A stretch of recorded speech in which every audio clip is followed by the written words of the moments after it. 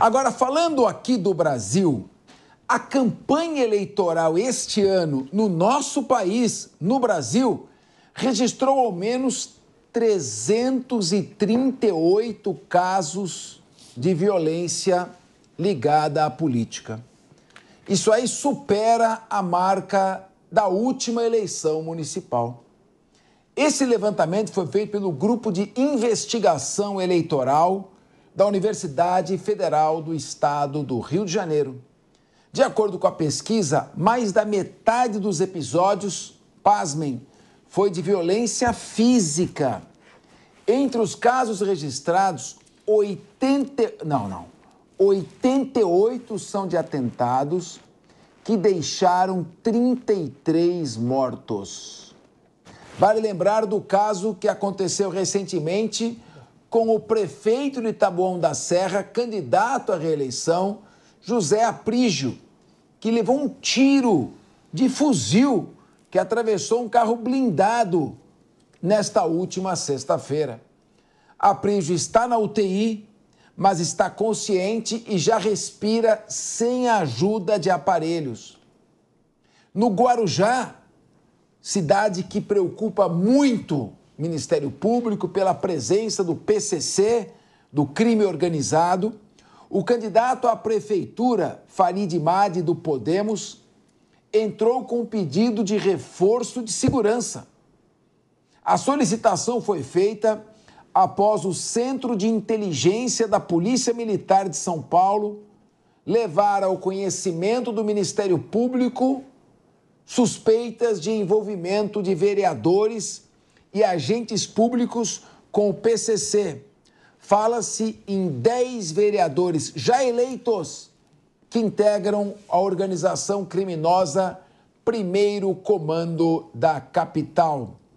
E aí, Henrique Kriegner, o crime organizado entrou de vez na política, porque para dar um tiro de fuzil num candidato é alguém que tem interesse, claro, eleitoral. Não se sabe quem é, qual é o interesse, mas algum interesse tem.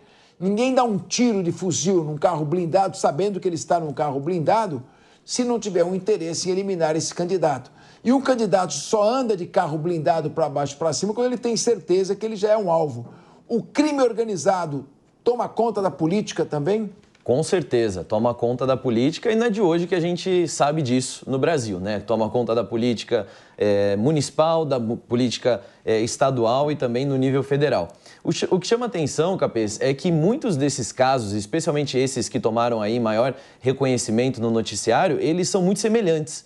São atentados aos carros em que os candidatos estavam presentes e, na maioria desses, de grande porte, dos atentados de grande porte, sendo feitos ali com fuzis. Então, isso é muito, e obviamente o fuzil é uma escolha intencional porque a bala de fuzil, né, o tiro de fuzil, ele pode perfurar muitos níveis aí de blindagem, ou seja, o candidato ali, como foi o caso de Taboão da Serra, na Baixada Santista que isso aconteceu também, a gente teve na cidade de São Paulo a vereadora Janaína Lima, tiveram outros no norte, lá no município de Mãe do Rio, no Pará, também um mesmo atentado muito semelhante, outros lugares do Brasil em que os mesmos métodos foram utilizados. Então, isso pode indicar algum tipo de coordenação, pode indicar também uma série de outros fatores aí que precisam ser analisados. A questão da motivação é realmente muito intrigante. Logo que saem essas notícias, tem sempre aqueles que vão dizer, olha, esse aí é porque o crime organizado está cobrando alguma dívida que ele não pagou, ou cobrando alguma conta. Ou outros que estão dizendo, não, o crime organizado está indo a mando do candidato da oposição. Então ficam essas hipóteses e nós precisamos chegar na solução. Mas a semelhança entre os casos chama muito atenção. Até aqui no caso da cidade de São Paulo, que ainda está sob investigação, a vereadora Janaína Lima, que estava em campanha, teve 11 tiros disparados contra o seu carro. Graças a Deus ela não estava presente, mas 11 que, coincidentemente ou não, era o número do partido que ela estava se candidatando, era o número 11. Então, essas semelhanças aí são muito suspeitas. Realmente. Sérgio Zagarino, quando o governador Tarcísio de Freitas ordenou, e o secretário da Segurança Pública, Guilherme Derrite, também, juntamente com o comando da Polícia Militar, Coronel Castro, o delegado-geral de Polícia, doutor Arthur Dijean,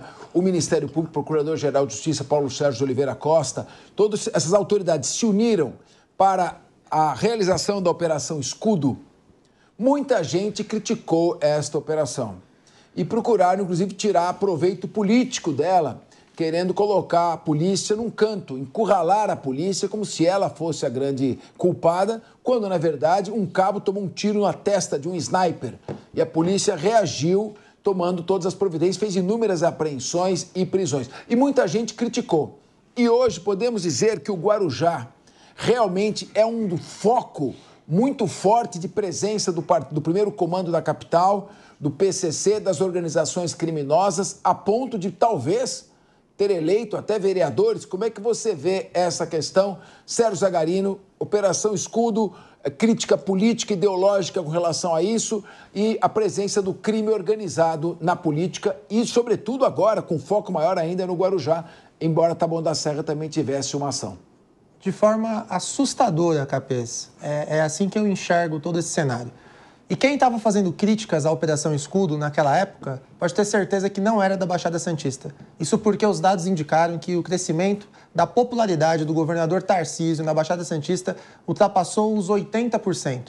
Os moradores da Baixada Santista, em específico do Guarujá, que infelizmente foi onde aconteceu esse atentado contra a vida de um soldado da rota, eles têm na cabeça deles que é necessário a atuação da polícia nesses locais que são de favela, que são de comunidade, porque se a polícia não está lá, eles estão lá dentro. O crime organizado está lá dentro e está deitando e rolando.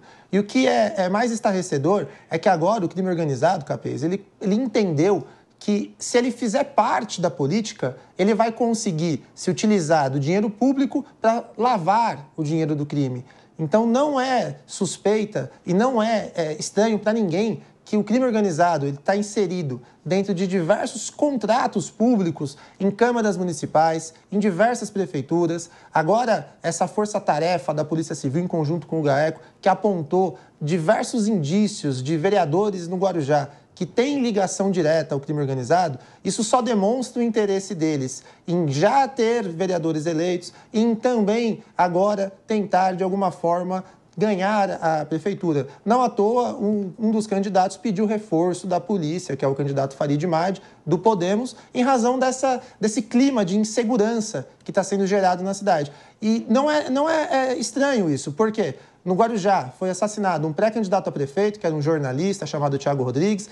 Nesta campanha, já durante a eleição, uma candidata chamada Thaís Margarido teve o carro baleado na saída de uma comunidade. Então, vejam, o clima no Guarujá deixou de ser uma democracia, que as pessoas falam que é festa, já passou a ser chamado de uma guerra, praticamente. E o que vai acontecer em relação a isso? Cabe muito à atuação firme e eficaz que já vem sendo feita pelo governador Tarcísio, que direciona aí toda essa força-tarefa da Polícia Civil, os membros do Ministério Público que estão de parabéns por fazer uma investigação, para, de fato, afastar da vida pública qualquer tipo de político que tenha envolvimento com o crime organizado, porque pode ter certeza, Capês, é muito triste para você que está em casa nos assistindo ouvir que tem ligação de organizações criminosas com política.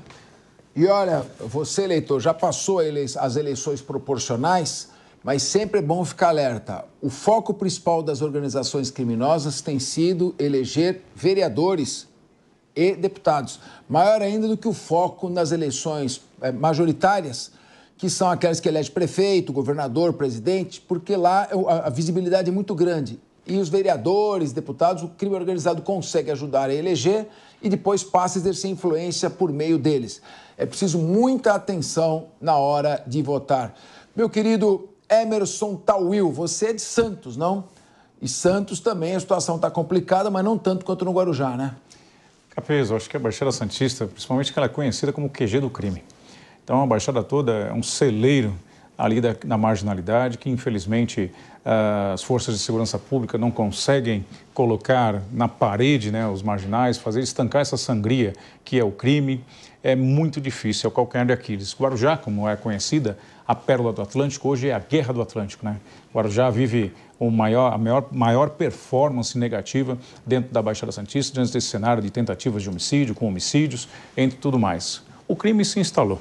Aristóteles já dizia que a arte imita a vida e, para quem sabe, lá em 2007, Foi lançado o filme Tropa de Elite 1 e depois, consequentemente, o 2. 2007, se passaram 17 anos. Será que, naquela ocasião, aquele filme era só algum cenário de dramaturgia ou era uma realidade que já vinha sendo exposta para que os olhos fossem abertos e as autoridades tomassem algum tipo de providência? 17 anos se passaram. Hoje parece que as coisas estão muito mais claras e cristalinas, então para chegar nesse ponto significa que o derramamento já ficou muito maior e para conseguir um pano para enxugar toda essa molhaceira vai ser muito difícil. As forças de segurança, o calcanhar de Aquiles do país hoje é a segurança pública, em que parece que a marginalidade ocupou cenários importantes dentro do país, seja no judiciário, legislativo, executivo, como as notícias que acabam reverberando dentro dos meios de comunicação e não diferente nas eleições de vereador e prefeito, né? Como você diz, a campanha mais difícil são as de vereadores, mas é aquela que você tem uma aproximação muito maior com o candidato, todo mundo conhece minimamente 1, 2 ou 3 candidatos, é a mais concorrida e o crime não deixou de lado a importância dessa campanha também. E aí os dados são totalmente expressivos e cristalinos também, como eu disse, porque aumentaram e a tendência é cada vez mais aumentar. Atrelado a isso, as forças de segurança, principalmente em São Paulo, tentam, mas parece que acabam enxugando o gelo. Guilherme Mendes, e aí, como é que fica essa situação? Você atuou na área eleitoral, foi controlador geral do município, combateu a corrupção, e você vê aí, como você vê a entrada do crime organizado na política e essa violência, claro que é um reflexo.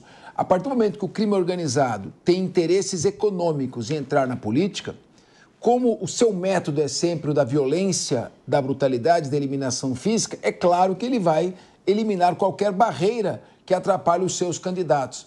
Esse é um risco real da política, maior do que o que as pessoas escrevem nas plataformas? Claro, Capês, é o risco real, de fato. A gente tem que separar o que é violência política oriunda do crime organizado ou do crime de uma maneira geral, daquilo que é violência política cotidiana. Também é importante dizer, o acirramento promovido pelas redes sociais de discursos de ódio, de falta de diálogo, também colaboraram muito para que episódios de violência acontecessem nas eleições municipais no Brasil inteiro. As pessoas estão muito mais intolerantes, estão muito mais propensas a atos de violência contra aqueles que pensam diferente. Mas voltando aqui a um pouco do que vocês estão falando, o Zagarino fala da questão da Operação Escudo. Talvez a gente tenha que separar um pouco o que é uma Operação Escudo de combate ao crime, e aí sim é o crime que ocupa território, ou o crime que trafica drogas, daquele crime que está tentando ocupar os espaços políticos. Porque se a gente achar que a Operação Escudo tem correlação com esse tipo de combate, a gente vai chegar à conclusão de que ela foi mal sucedida, porque a Operação Escudo aconteceu em 2 anos e aí a gente vem uma eleição municipal, cadeiras sendo ocupadas por representantes do crime organizado. Acho que uma coisa é o combate ostensivo, a outra coisa é o combate da inteligência. Nessa seara, nós temos que melhorar muito as formas de financiamento das campanhas, as relações que as organizações sociais têm com os candidatos nos territórios, o eleitor saber, de fato, qual é a origem daquele candidato, de onde ele vem, quem ele apoia. Isso tudo é uma seara que não passa necessariamente pelo combate ostensivo. Passa muito mais por informação, inteligência e, do lado do eleitor, comprometimento. Conhecer a fundo aquele em quem ele vai depositar o voto. Eu só faria essa distinção, não que sejam coisas que sejam conflitantes, mas elas devem ser tratadas de forma complementar e, ao mesmo tempo, separadas. O único, talvez, senão da Operação Escudo, é que ela não foi renovada. Que venham mais operações de escudo, desde sempre com planejamento, com atuação, minimizando danos colaterais, porque as pessoas inocentes, trabalhadores, não têm nada a ver com isso, mas a Polícia Militar de São Paulo, que faz essa execução, é muito profissional. E a gente confia que as operações sejam feitas para que restabelecida a ordem. Afinal de contas, o crime organizado tornou-se já há muito tempo um Estado paralelo dentro do Estado oficial.